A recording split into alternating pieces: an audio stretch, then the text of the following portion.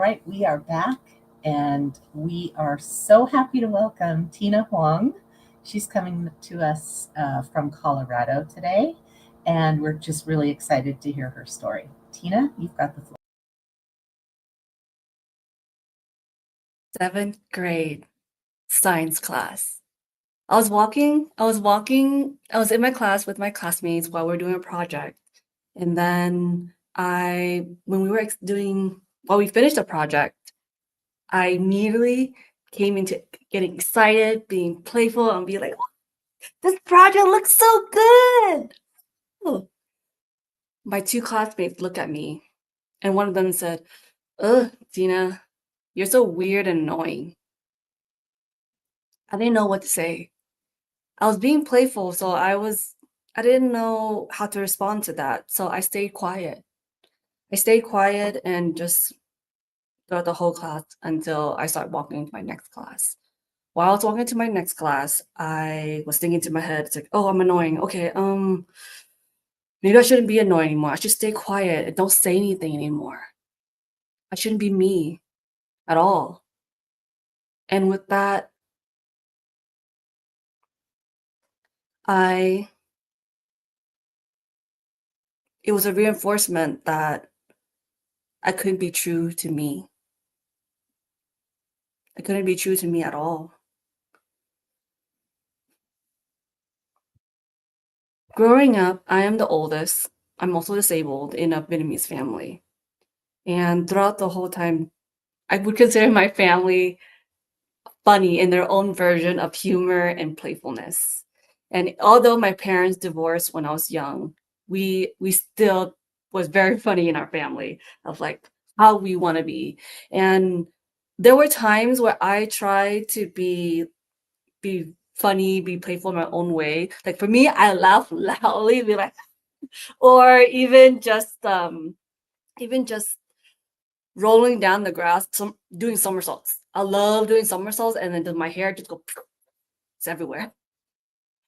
But then at the same time, when I was trying to do that and just be funny and just being playful because of just who I am as a person, I was rejected. I was told, no, stop it. You're being weird. That reinforcement again. Ugh. So I just didn't know that. I didn't know at all. And with that, I became a people pleaser. Because if I'm already rejected of becoming who I want to be, who it is I am, why why even be rejected again? So me being a people pleaser, growing up as one, I had to cater to other people. I had to say yes all the time. Because if I say no, what if they disapprove? What if they don't like me? And then eventually they don't love me? Whoo!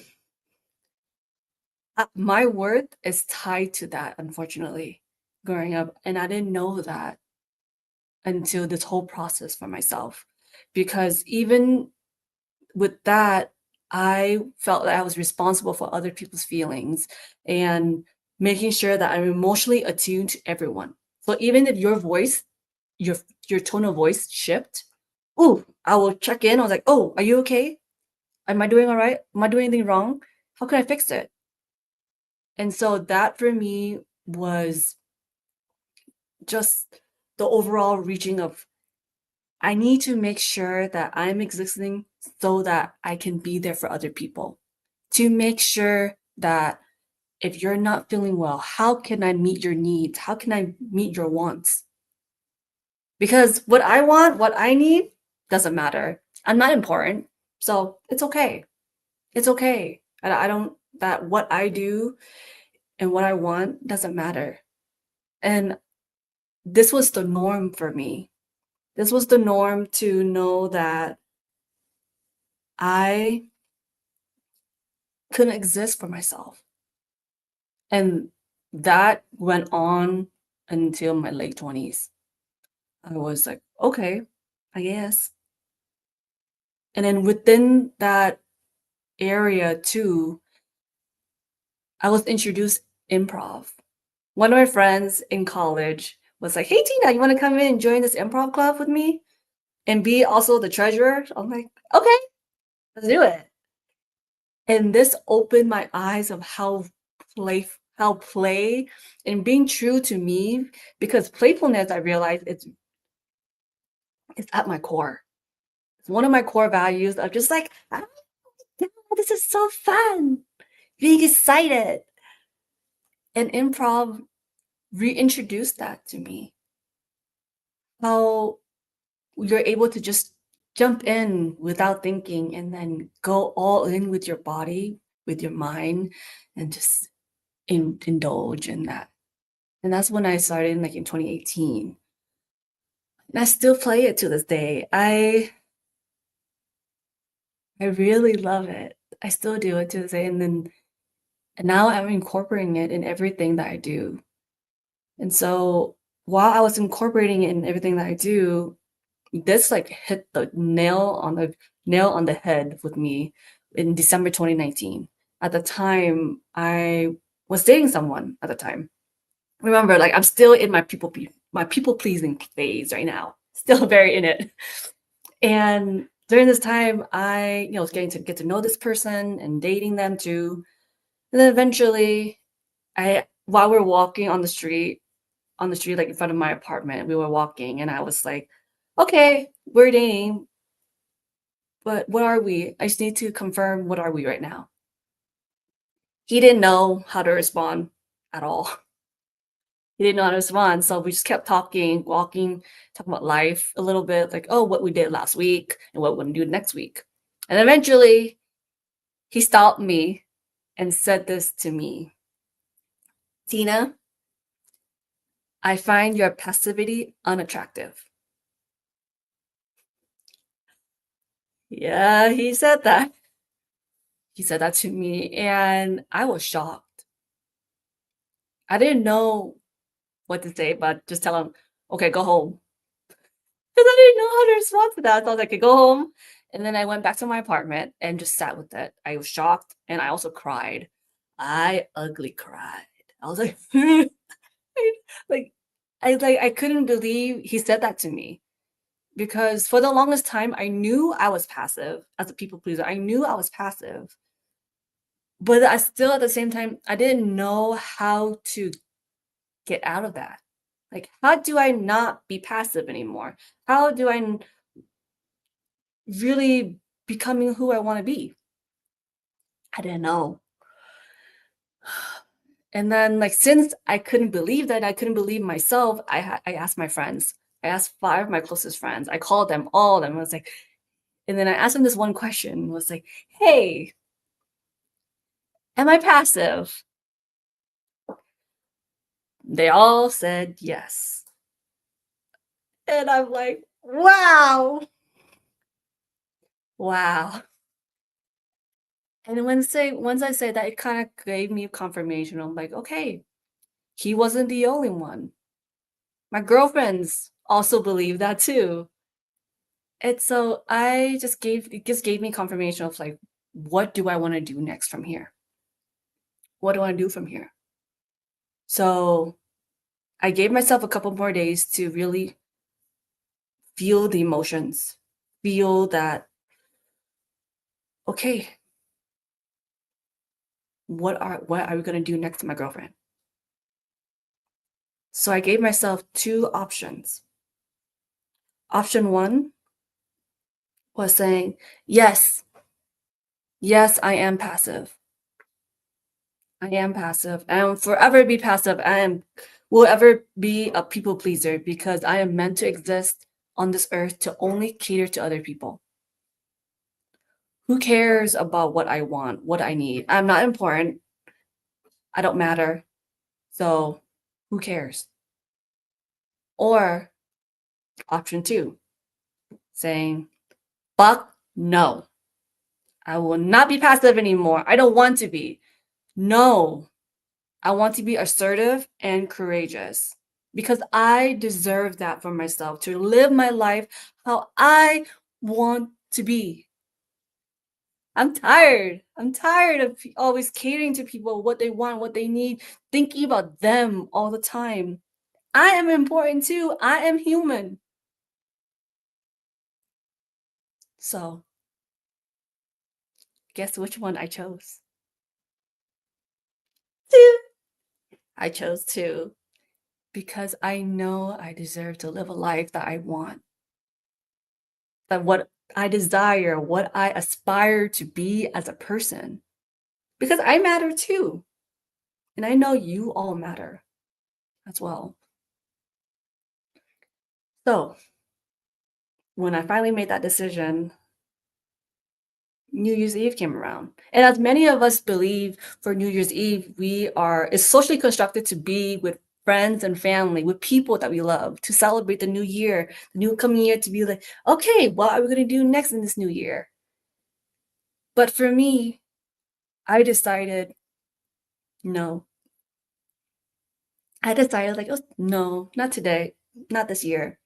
And even some of my friends who asked me, like, hey, Tina, you want to come out and celebrate New Year's Eve? I politely said no. And they were like, okay, sounds good. So New Year's Eve came around and I took my dog Teddy, who is a Schnauzer mix, floppy ears. Oh, my baby boy, my dog, who passed away last year, but he's still in my heart. I love him so much. And we went to Grizzly Peak in California. And we drove to on the hill and just waiting for the fireworks to come up.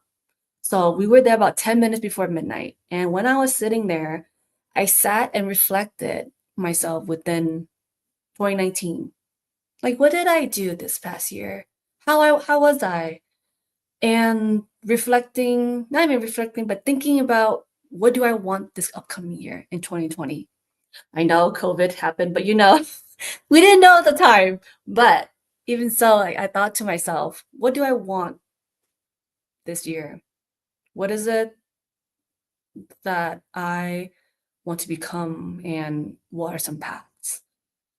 And I thought about how in 2019, or even just before, it's like all the accomplishments that I've done, all the things that I did the hard thing and did it anyways. And then like it came to my mind, it's like I never said or believing or like that cringy feeling of like, oh, I never told myself I'm proud of myself. Or even I told myself never loved myself either. Even right now, I feel cringe. I feel cringe. But I think it's okay.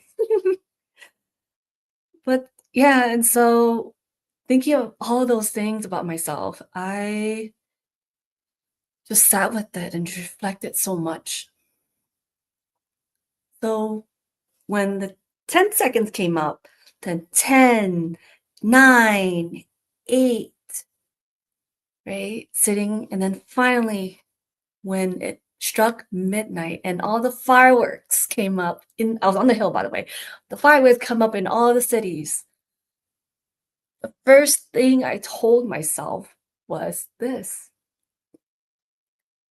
I am so proud of you, Tina. I am so proud of you with all you have done. I love you so much. I love you with all my heart. We're going to do amazing things this year. We're going to do things that we want, things that we need, ask for what needs that need to be met, and just doing whatever that our heart desire because we matter and that we are important. And that was just the start of everything for me of like, yes, finally. And with the continuation of it, I continue doing improv because that is just like the discovery of like, yes, just lean into it, lean into my playfulness because I love it because of the flexibility and be able to jump right in, just to jump right in and then play. Because I love being playful.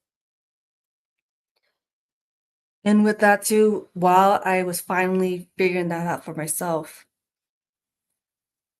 I was like, where is the root of my people pleasing? Even though I'm still playful now, I'm trying to get into it still. Where is the root of it? And I realized my family, specifically my mom. Since my parents were divorced, I grew up with her. She raised me and my family and my brother. And so there was one moment when I finally had the courage to be like, okay, I'm gonna ask her for this one thing. And so what I did was I asked her, hey mom, by the way, this is all in Vietnamese, okay? In translation, it's like, hey mom, can you not open my mail, please? And at the time too, I was living with her. And it didn't go well. It didn't. She ended up saying how, what if the mail are important? What if it's important? And like she needs to let me know why I'm away, whether I'm on vacation for a little bit, for a couple of days or a weekend. Like she needs to let me know. And I just let her know it's okay. It's okay if I take the fall or something happens to me because I didn't open the mail right away. But even though it didn't the outcome wasn't great, that was the start, like another stepping stone to really getting out of my people pleasing, to finally like, I can choose me. I can have boundaries. I can say no to people, to really look at me and seeing how it is. Wow, like this is not just one time thing. Like I kept doing it, and I kept doing it. And it was terrifying and exciting at the same time. Terrifying. It was like, oh my gosh, my anxiety. This is new. I don't know how to do this. Ah! But exciting because I'm finally choosing me. I'm choosing me finally. And just to that repeat, like getting the reps in, to just repeat, repeat, and repeat, to really get out of that eventually, to get out of my people pleasing, and then finally leaning into my playfulness. And then there's still moments in my life where there was a moment where I was in a car. I was driving with one of my friends, and I was like, we were just listening to music, and I was like, what? This song is so good. Oh my god, it's so good. And then they were like, Tina, chill. You're so weird. And at the time, I didn't know how to respond to that either, because I'm still in that phase. I'm still in that phase of like, how do I respond to this? How do I do this? I don't know. And so I just like, it was kind of like a memory break. I was like, okay, I'm just gonna stay quiet because I don't know what to do right now. And I'm in that limbo area, like how to respond to this. But it was like a good memory to have, or not memory, but like just good data to have. And there was another moment where another friend of mine says, like, I was like, for me, I have a lot of energy. So I was like, hi. And then I'm like back to normal, like neutral, right? And it's like, hey, what's up? How you doing? And then the child is like, Tia, you have a lot of like, high energy and like low energy. Like, you don't know how to do this. I'm like, well, that's just me. That's just me how it is. And so even though there are moments like that where people are judging me of how I am, and just, because finding myself. I'm finding myself of who I'm becoming, this playfulness I am, and just like, this is so great. Or I'd be like, what's up? How you doing? So I I I just love being this like, because with this just feels so good. And when there are moments I'm not where I have those moments where I was like, oh, maybe I shouldn't be this playful. Maybe I shouldn't be this playful at all. And then my anxiety comes up. My anxiety comes up usually like in my chest, in my arms. And with that, what I do for myself to soothe myself is somatic movements. So for me, I rub my arms. I rub my arms and it's like, Tina, you're safe. You're okay. I got you. like we got this together. And even with that too, I discovered this, with all this, I developed a dialogue within myself. I developed this internal dialogue of like my inner child, who I call Tiny Tina, by the way. Even though I'm already 5 feet, I call her Tiny Tina still. And uh, and with this, like I love it. I love how I've been able to develop this. And then I developed this honestly through utilizing the warm line and journaling. And for those who doesn't know what the warm line is, just think about it. It's in this analogy is so the suicide line, right? This analogy of like when you're thinking of calling the suicide line, your water is boiling. There's urgency that you need to get it. Like you need to talk to someone. Like it's urgent. Like I can't handle this anymore. But for the warm line, think of yourself as like the water is simmering. You're like, something's kind of feeling in my there's something there's I'm feeling some type of way right now. I don't know how to feel about it. Okay, let's just talk to someone. A peer counselor should just let it off my chest and allow yourself to just let it out and then you can move on your day. It's like it's okay. It's not too bad at all. And so in at least in the US, I believe in every state has a warm line or a peer support line to just allow yourself to let it out. And so within that, I was able to develop that internal like dialogue within myself, a tiny Tina and then my present self. Because sometimes, whoo, my tiny Tina, she is a stubborn girl. She will have a fit. She'll get mad at me and just like, no, I don't want to do that. No, no. And I'm like, okay, girl, I know, I understand. It's okay. It's okay. I'm here. I got you. Let's lean into it. Like, I got you. Let's hold hands. I got you. Like, this is us. I got you, my girl. And so when I finally been able to have that conversation with her, I was also able to develop this internal safety, this self-love of myself that we are allowed to play. Me and Tiny Tina are allowed to play and be playful and just like, yes, because I gave her that reassurance that let's do it. This is our life. This is who we are we becoming. And she's like, okay, okay, I got you. Like, okay, I hold her hand. And then once with all that, I realized this aha moment for myself. This aha moment. It's so the power of choice, meaning it doesn't have to be grand.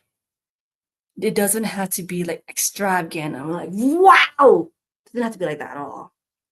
But just simply saying for just 5 seconds or even 1 second, for me specifically, getting out of the people pleasing, instead of asking someone, where do you want to eat? I'm giving myself this 1 second of choice is, I want to eat ice cream today. That's it. That's all I had to do was just building that muscle of choice. Because growing up, I didn't get that choice. I was rejected constantly. I was rejected constantly every day of what I needed to do, like what I needed for other people. Catering to other people, being responsible, being emotionally attuned to everyone but me, becoming that chameleon for everyone, to be spontaneous, to be exciting, to be quiet, to be more introverted, however it is, do it for them. But now I have the power of choice to make something for myself for 5 seconds. And an example is like, I am a morning person. And so I love waking up early. Before I would just like, oh, sleep, whatever, like, because society tells us that don't wake up early, or just like don't wake up early, but then do whatever you want to do. Who cares? But then I'm deliberately choosing to wake up early and then go to the gym. To go to the gym because I enjoy that. And I love that. Love just being there, being just being able to be physically healthy, especially with my disability. I was I have cerebral palsy. So there's a point my hand can't function very well. But now I feel so good. I'm at my best physical state right now, and I'm excited to keep going. And then also on top of that, doing improv, continue doing improv, because that's where it is for me to have fun. To have fun and just enjoy myself the whole time. And that's was more of my aha moment of it. So for now, how I'm thriving now, well, as you can notice, I'm really I love leaning into my playfulness and just talk and just being here with everyone. Knowing that knowing that every person here, every woman here seeing my video, we are allowed to play. We are allowed to play and just be whoever we want to be. Be able to say no, setting boundaries, trusting yourself, despite how society and cultural beliefs tell us, no, we as women, no. Because society keeps telling us as women to oh, be ladylike, be proper, be poised. Oh, the amount of times that people tell me that constantly. And also telling me stop being so childish. Stop it, you're an adult. But why not? Why we as women cannot be playful too? I love being playful. And yeah, I'm sure, but so what? You can do it. And and I'm not saying that we have to escape and to have fun. But what if we were to just incorporate that in our lives, in our responsibilities, to really just tap into it? Why not? Just as you're doing something, you're doing laundry, going grocery shopping, all that.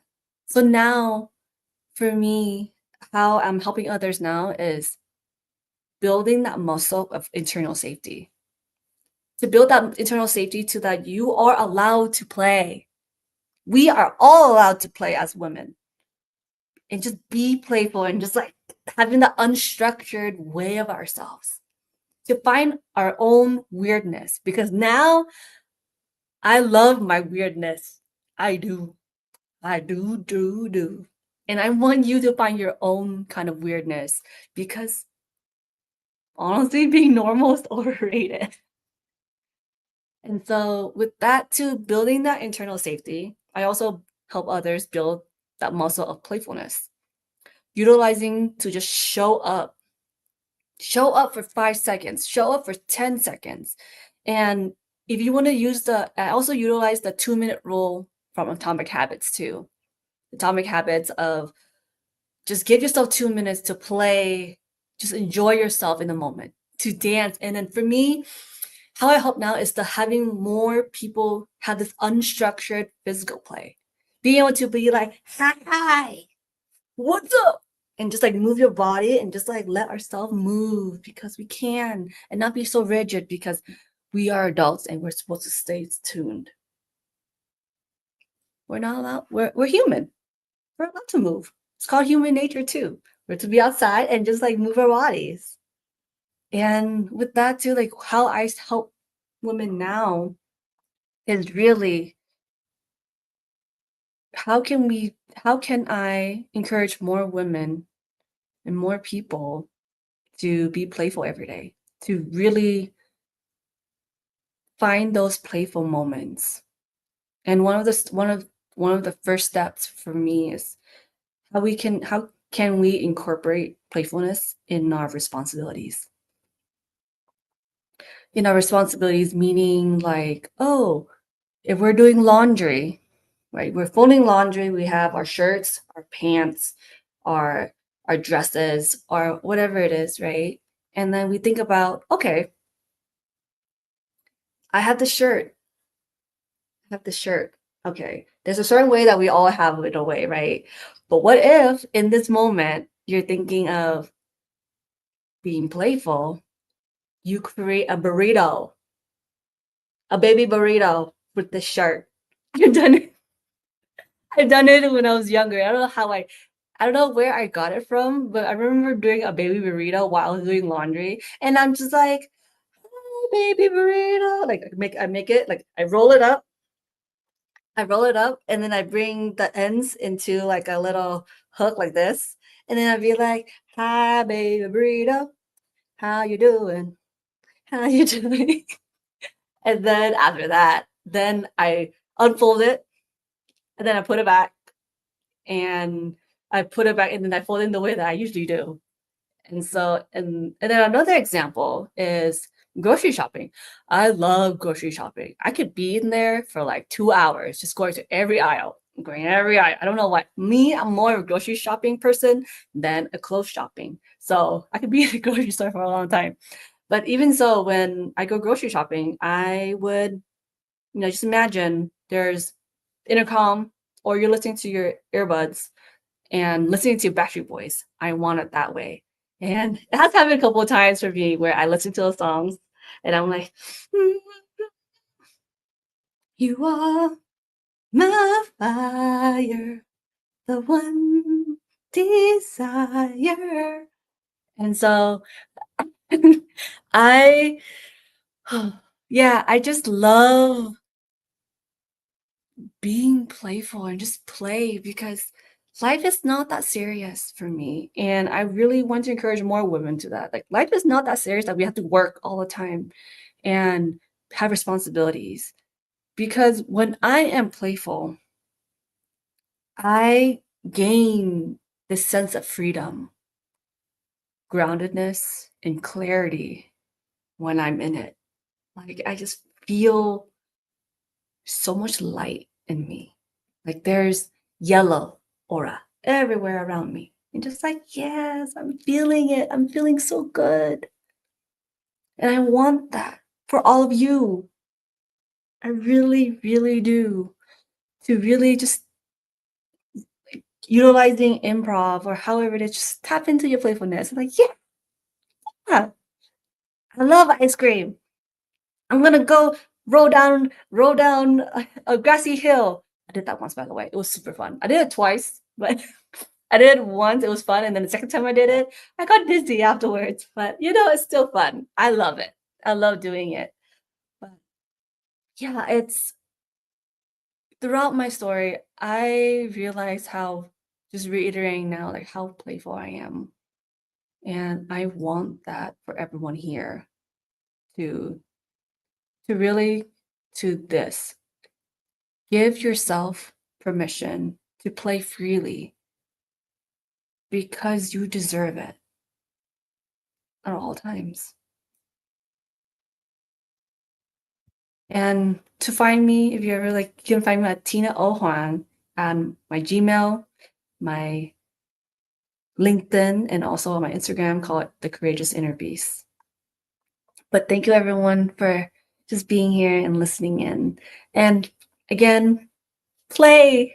As adults, we're meant to play until we die. Thank you.